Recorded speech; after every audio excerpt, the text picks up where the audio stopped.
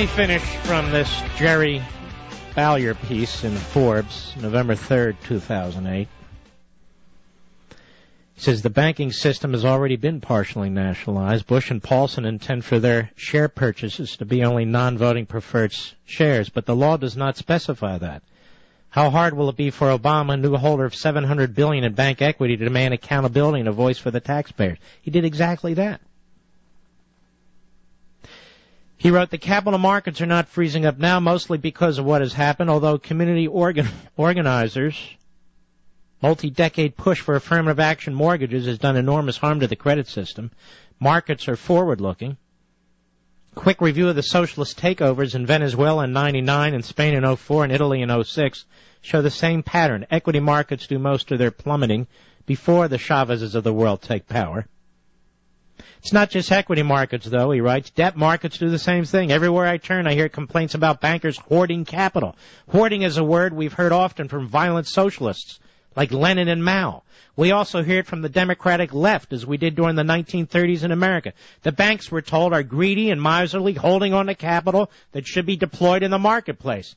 Well, which is it, miserly or greedy? They're not the same thing. Banks make money borrowing low and lending high. In fact, they can borrow very, very low right now as they could during the Great Depression. So why don't they lend?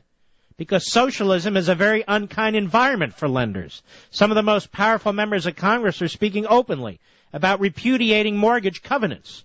Local officials have already done so by simply refusing to foreclose on highly delinquent borrowers. The psychic propaganda assault will be powerful. The cyber brown shirts will spew hate. The union guys will flood talk shows with switchboard collapsing swarms of complaint calls aimed at those hosts who go beyond the pale.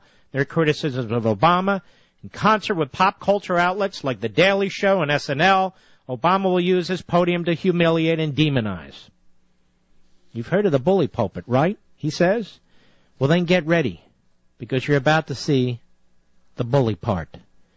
Jerry Bauer, writing in Forbes, chief economist of Benchmark Financial Network and a CNBC contributor. We will link to this story as well. And when we come back, I will put it all together for you if you don't already see it. We'll be right back.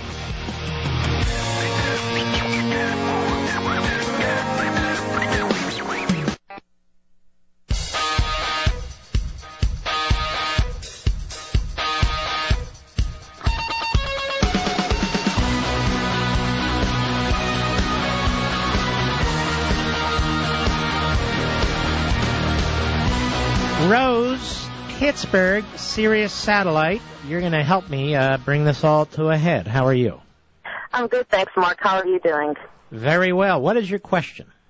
Mark, I've been listening to you read from the Communist Manifesto, and I'm confused about Karl Marx. I mean, what class did he fit into? I mean, was he part of the bourgeois? It's very interesting you should mention that. Karl Marx was poor most of his life because he lived off of offerings that were given to him by various Communist Party affiliates and activists.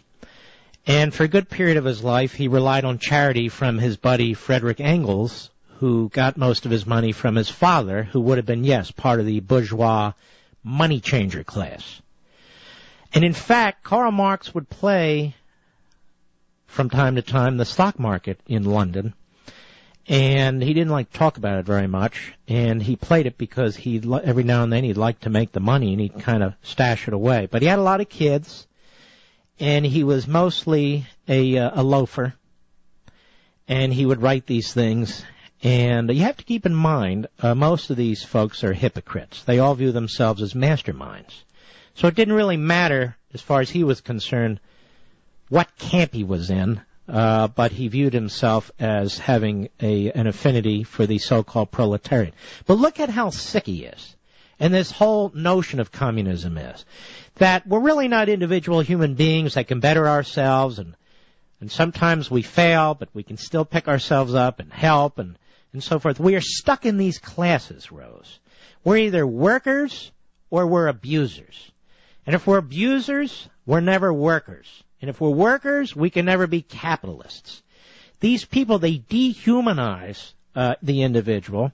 They try and impose these philosophical models on us, and that's where we get poverty and misery and all the rest of it. And whether it's Marxism, whether it is Fabianism, whether it is radical liberalism and statism that this president practices, what's the common theme, Rose? Misery, poverty, impoverishment. That's what they create. We'll be right back.